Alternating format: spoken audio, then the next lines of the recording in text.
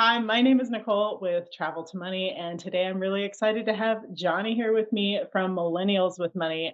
We're going to just get into some awesome conversation, and Johnny, really awesome to have you here today. Thank you so much, Nicole, for having me. I can't wait.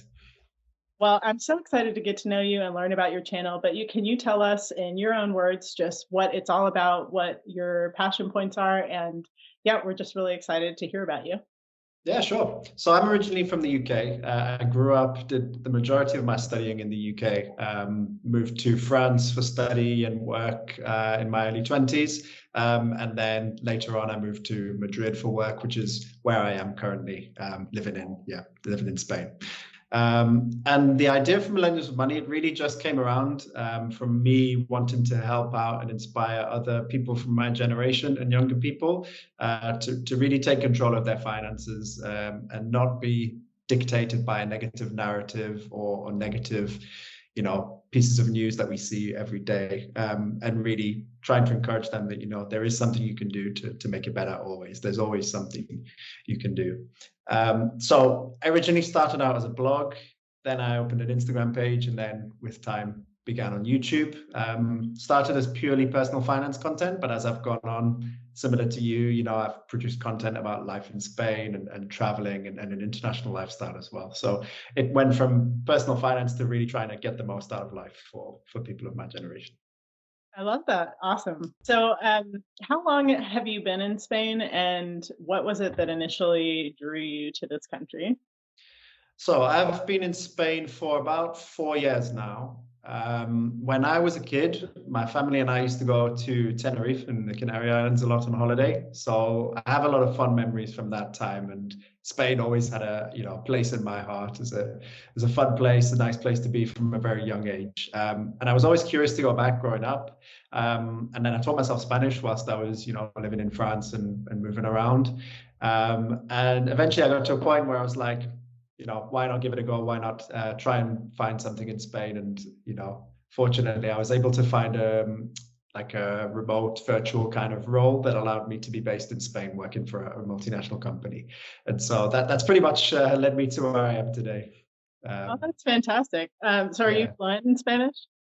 I consider myself, fluent in Spanish. Yeah, I have a tiny bit of an accent, but I think I speak quite good Spanish. Impressive, impressive. I'm not there yet, but that's cool. You know. Yeah. I'm sure you'll get there. What about you, Nicole? Because I mean, you're coming from San Antonio, and now, San Antonio to a small village in Valencia is a big difference. So, what made you choose Spain? Well, when I was traveling a few years ago, I kind of got to start my what I always refer to as like my first world travel experience. And I spent a little time in France and then went to Italy, Greece, and eventually to Spain. It was when I was in Italy, actually, that I I looked into houses that were for sale in the small town I was in. And I saw that some were listed for around 30,000 euro, which is unheard of in America. And I just never heard of a house that price. I thought that this was the one place in the world, like I had found it. And so it wasn't until a couple of months later that I thought, I wonder if there are other places in Europe where you can find houses that are relatively inexpensive. And so I started searching and found some decent prices in Greece, France, Portugal, Spain. And I kind of knew then that I wanted to pursue buying a house internationally at some point. I just wasn't sure exactly where. And I spent a couple of weeks in Oliva, Spain, which is not far from my little town of Pago. It's outside of Valencia, and really enjoyed my time there. I think for me, more than anything, it feels like home. And maybe that's because I'm from San Antonio, where we have a large Spanish-speaking population, and San Antonio is very influenced by Spain because the missionaries had come from Spain many years ago, and so we have a lot of Spanish influence there. And so for me, it just feels comfortable. It's easy to drive. I'm familiar with the language. I thought it would be much easier to learn Spanish over something like Greek or Portuguese. So I thought, I Yeah. don't think I'm ever going to learn those languages. And then it was actually when I was with some coworkers of mine that they said, "What are you going to do next?" And I said, "Really would like to buy a house overseas. Let me show you how cheap they can be." And I Googled cheap houses in Spain. And the house that I'm sitting in right now is the one that popped up. It was the first one. And I wasn't even planning on buying a house then. I was literally just trying to show them. And I just couldn't stop staring at it. I couldn't believe it. I was like, that's beautiful. And then when I looked it up on the map, I realized it was only a 10-minute drive from the town I had stayed in Oliva. And I thought, well, I already know the area. I enjoyed my time there. And I made an offer right there. So um, Wow. 30 days later, I was in Spain, and 60 days later, I owned the house. So it was really more of a gut move than it was super strategic, but it's turned out really well for me. So it's been a lot of fun. Wow. But how did you end up choosing Madrid as the place that you wanted to land?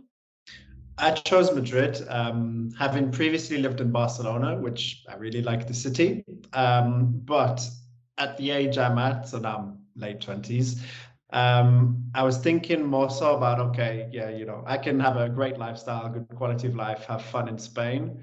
But over the long term, I wanted to choose somewhere where, should I ever end up, changing companies or looking for alternative professional opportunities, where I had, options available and where I could build a career. So I came here with that in mind because Madrid is kind of, the administrative, financial capital of Spain, the economic capital of Spain, and it's where a lot of the big companies in Spain are as well. Of course, you've got a few in Barcelona, but I feel it's more of a startup kind of culture. And from a cultural perspective as well, I really wanted to try Madrid because I'd heard good things about it.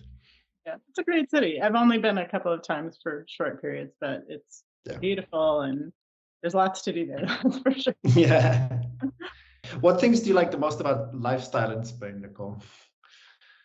Well, I personally, in the US, we have a very fast-paced environment, and it's certainly an adjustment when you go almost anywhere else. But I personally just love how happy they are here. There seems to be a really great work-life balance, sometimes more so than I would imagine. Like they're like, you might not be able to find an open business in the month of August or, something. Like Yeah. if you need your car repaired, it might take longer if it's August because they may take the whole month off.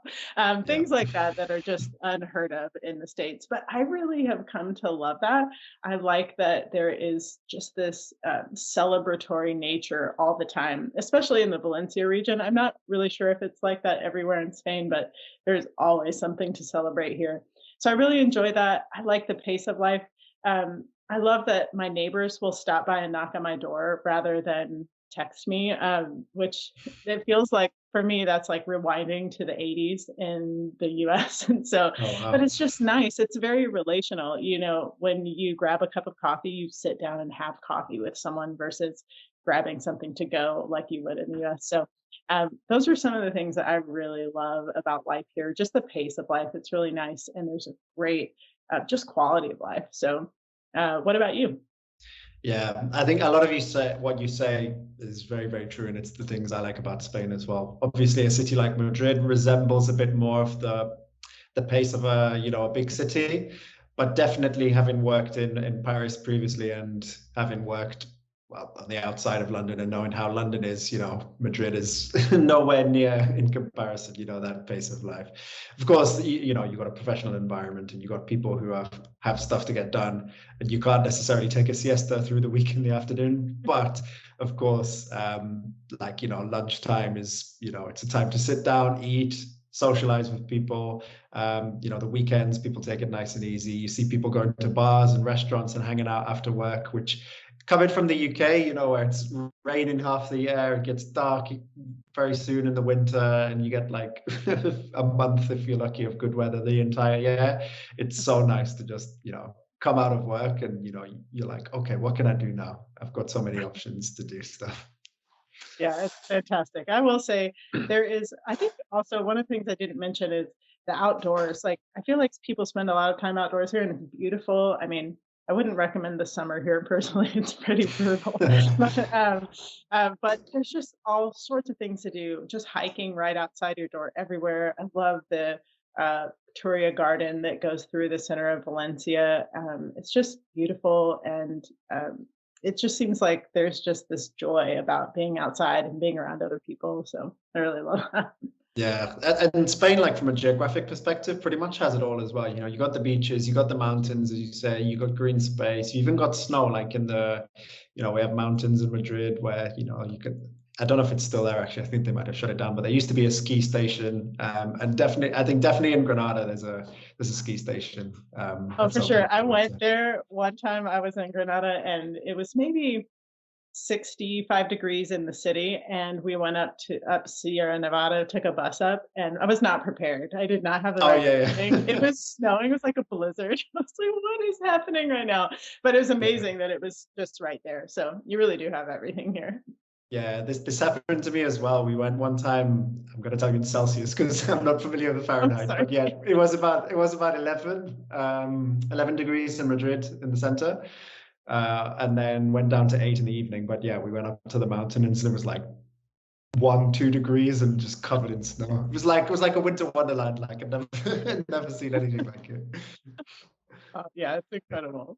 Well, I actually have a lot of people who follow me from the UK, and I get questions sometimes about moving to Spain, and I don't know the answers because I think it may be a bit easier, or at least it was. I'm not sure if it still is after Brexit, but can you tell me about the process for you, what it's like to move to Spain, what that looks like, what the options are? Yeah, so in my case, I was one of the very fortunate people who managed to complete this move before Brexit. So the way I moved to Spain applies still to the, you know, anyone from anywhere else in the EU, which is pretty much as an EU citizen. In any other EU state that you want to move to, you pretty much, you know, you'll be treated like a citizen of that country. You have the same rights to work, study, to healthcare, etc. Now, of course, countries do put some safeguards in place so that, you know, they're so that, you know, they do have some kind of way to control who comes in and whatnot, like whether it be like having some kind of financial reserves, like having a job. But generally speaking, you know, you can move to pretty much any other EU country without too much difficulty, which was my case. And having already worked in Spain and having, you know, like an EA number, which is a foreigner's ID number, and a social security number, for me, it was really straightforward to move to Spain.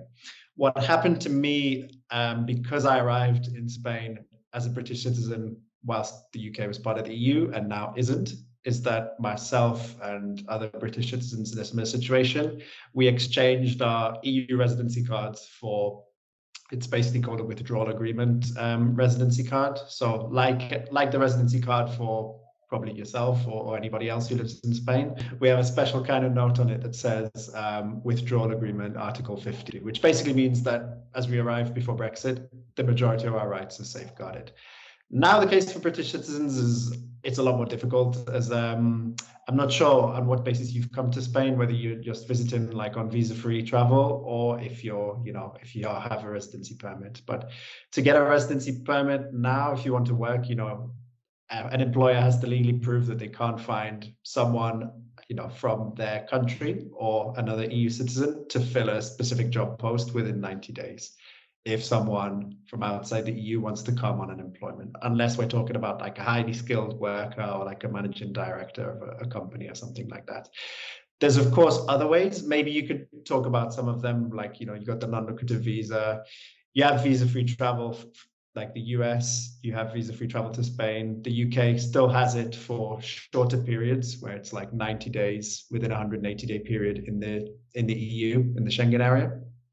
So there are other ways. Nicole, how did you get to Spain in your Well, situation? I'm not a resident in Spain, and that's something I've kind of tried to make some decisions on. I'll talk a little bit about that. So I'm here 90 out of 180 days. That's kind of the same thing that you just mentioned, and can only spend 90 days within all of the Schengen area. And so that makes it a little complicated because I do like to travel. And so it's like, oh, I want to be at my home, but I also want to see some of the rest of Europe. And I've thought about residency. I've looked into it a few times. You mentioned the non-lucrative visa. That's one that I looked into because I heard that it worked for digital nomads. And then after doing some reading during the year I was looking into it, I heard that they had started to deny more people that were actually working remote jobs because I think it was supposed to truly be for someone who's like living off of retirement income or something like that. It made me a little nervous to go for it.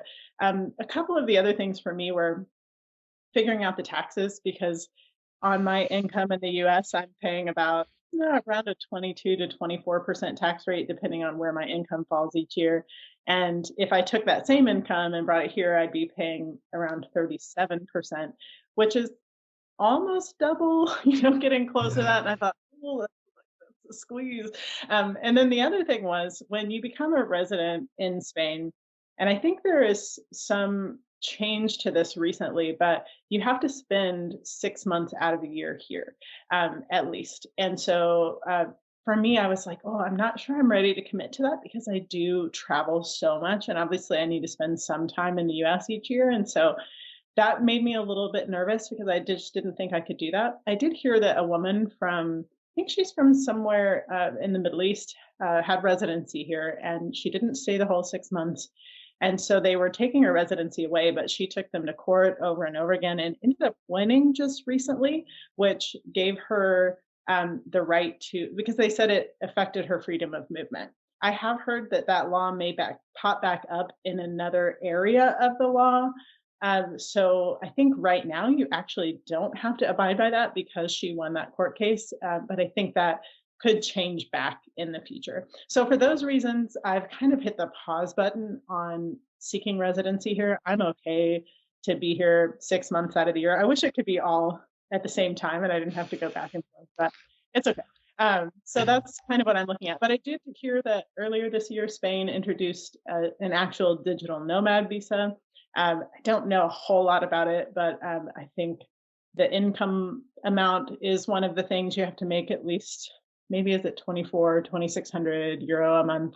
And so there's some good options there. I feel like they're encouraging people to come, which is great and really exciting. Of course, you have the real estate, like the golden visa. And I want to say that you have to own, is it 500,000 in properties? Do you know the number? You need to make an investment, like without a mortgage, of 500,000 euros in a property. Yeah. Right. So if you feel like upping your budget, then that could be an option. Right. That's not going to be my story. I definitely own budget homes in Spain. I think the total of the three of them came to, let's see, 34,000 for the three homes that I purchased. So wow. I'm not anywhere close to that number. I won't be getting the golden visa anytime soon. Yeah, no. And it's like I think you can buy multiple properties with it, but it's like there's a timeline on it maybe, and I think you have to make, like, it's a one-time investment once you make it. You said the digital nomad visa, yes. I've started to roll it out. I think people are starting to get accepted now. And yeah, I did a video on it. I'm trying to remember, but I think around about the 2,200 euros per month ballpark is about right. Worth noting as well, if the person's not been a tax resident in Spain for the past, I think it's 5 of the last 10 years, then there is a nice tax break where you pay, I think it's a flat 21% on income up to 600,000 euros. Basically the same tax break that someone would get with the Beckham law if they were moving to Spain is now. That's really not bad. That sounds pretty it is, yeah. It's probably good news for people who were concerned about the tax situation in Spain, but like love the country and wanted to move here. So it's that's a positive step in that sense, yeah. And I will say, even though I obviously don't want more of my income taken for taxes, I mean, who does? Spain does a lot that you may not experience in other countries. They have really good healthcare system here. The roads are incredible. The infrastructure is good. And so I do think there is definitely benefit to paying taxes here. And there's a lot of good that's done with that. So it's not like that should be overlooked. Also, the cost of living is less here, so you don't need quite as much. I think that's fair to mention. Still going to be protective of my income, but I do want to recognize that. Yeah, no, absolutely. Yeah, you do. There are a lot of good things in that sense in terms of public services in Spain. Well, so Jonny, when you spend a lot of time in Spain, but have you done a lot of other world travel? Where I don't know much about your travel, so I'd love to learn about what your other experiences have been.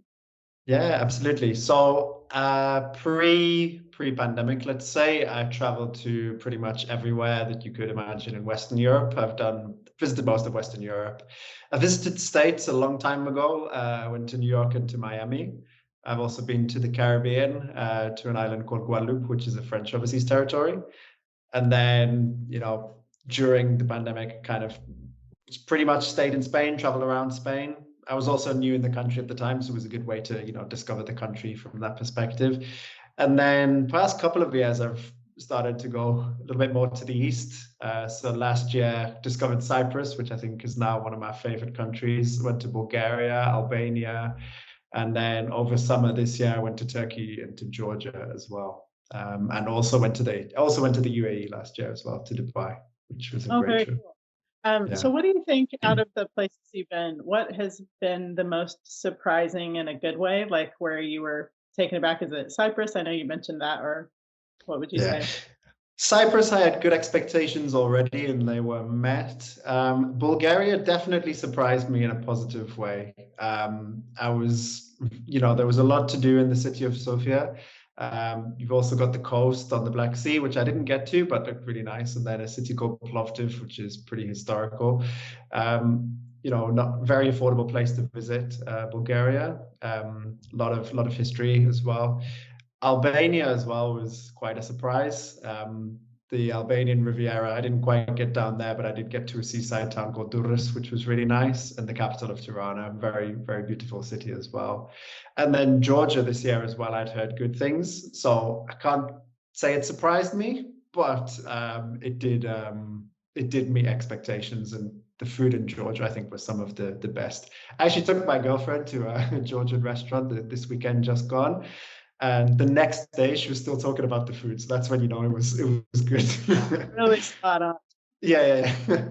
That's fantastic. So have you ever been anywhere that kind of was difficult for you culturally to adjust to? That is a good question. I think not so much, because having lived in France, so the first time I moved to France to do like part of my studies, that was probably when I faced like culture shock for like the first time and really tried to understand a different way of life and get used to a different way of doing things. Because having only lived in the UK, that was all I knew. Following France, once you undergo the initial culture shock, like the remaining culture shocks, unless you go to something radically different, aren't so bad. It's just like, oh, this is different. Oh, this is a bit different. I will say one thing though, I also went to Tel Aviv this year, I forgot that. So I went to Tel Aviv and it was very surprising, like that everything was shut on a Saturday. For obvious reasons, of course, it's the Jewish Shabbat. But on a Sunday, everything is quiet because everyone's at work and I could go to the beach and there was no one there. Whereas on a Saturday, there was like no shops really open because of, the religious Shabbat. So that was quite a surprise going to Tel Aviv. I bet. Yeah. What about you, Nicole? What's been your favorite travel? I guess a lot of Europe, maybe Western Europe, like you said, Greece, Portugal, Italy, Spain. Anywhere else? Yeah, well, I do tend to spend a lot of time in Europe. It's really great for me time zone wise because I still work Eastern Standard Time in the US. And so it's perfect. I get to sleep in every day here and then kind of enjoy the daytime and then work at night. It's fantastic. Yeah. I really love that lifestyle. But I would say Montenegro is one of it was a really surprising country for me. I will say it's not quite as Western as some of the rest of Europe. So there are some small adjustments to make, but it was just untapped nature everywhere. Really beautiful. I felt like there was a really a culture that seemed to revolve a lot around family. The people were really sweet and nice. There was just so much to explore outdoors. I love the outdoors, and so I think that was really beautiful. Croatia was really cool too.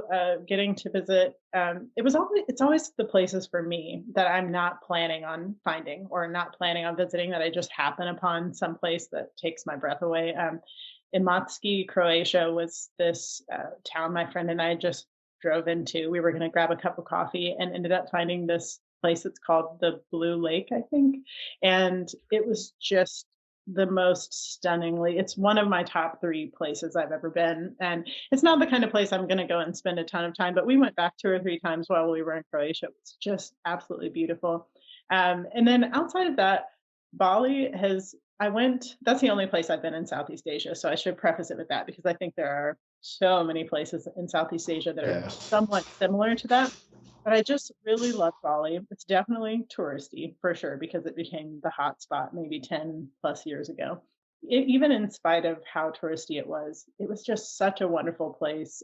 I loved riding around on a scooter everywhere. Nearly killed myself a few times. Oh my it was gosh. it was fine. It was really it was incredible. The food was absolutely amazing. And I will say food is one of my favorite things about travel. For me, Bali was definitely one of those places. And then the culture there, I think the rest of Indonesia is Islamic, but Bali is Hindu for the most part. I think they have a few different Okay. religious cultures, but there was just something about that and the way that the people were that was just it was just such a wonderful experience, and I would love to spend more time there as well as Philippines, Vietnam, Thailand. All of those places are definitely on my list, but it'll have to come at a time where I'm not working a full time job that has Eastern Standard Time hours. So it's just hard. That Yeah. becomes a vacation, whereas I do my work while I'm in Europe. So Yeah, of course. Yeah, that makes sense though. And I know people who've said the same, like they work with like US teams and they're happy to wake up a little bit later, have a bit more flexibility during their day in Europe, and then, they have a lot of their work in the afternoon or the early evening. So, Jonny, we've talked about a lot of different things. Do you have any kind of top tips, whether they be about finance, whether it be about moving and living in Spain, or travel, or anything else? Is there anything you think would be most important to share? There's this one quote from Richard Branson that I don't apply exactly to my life, but I take it in some form, and it's very similar to the advice you've given in from your side as well. And it's that if you don't know how to do something that you want to do, say yes and learn how to do it. I think when it comes to, personal finance, people get scared because not everybody's a numbers person, not everybody's a maths or finance person. But there are so many resources on the internet where you can learn about it. There are people that genuinely want to help you. Not everybody in the finance space is someone trying to sell you a crypto scam or an investment scam. There are people who make quality content and whose primary focus is really trying to help you take control of your financial situation. So do look out there for the resources. And I'm not just saying that, not so that I get views or not so other creators get views. Like, This channel. yeah. But honestly, like as much as I want people to watch my own content, absolutely go and watch other creators, get different perspectives, and decide what works best for you as well. That's what I'd say from a finance perspective. Then from like a travel perspective, I know there's so many things I could say. The world is such a big place, and it's too big to just stay in one spot like the whole time. Like get out there, explore. Like I said, like things are different for UK citizens now that Brexit has happened, but where there's a will, there's a way. Cliche, but if you really want to make something happen, like you can, and probably you will find a way to make it happen. So that's what I would say. Jonny, thanks so much for being with me today, taking the time to talk to us. Can you tell everybody where to find you, the different ways that they can connect with you? Or I know you're on YouTube, but what other spaces? Yes, absolutely. Yeah. So I'm on YouTube. You can find me on Instagram, on Twitter, and on TikTok as well. So Awesome. yes. Well, thank you so much for being here. It's been great to have you. Thank you.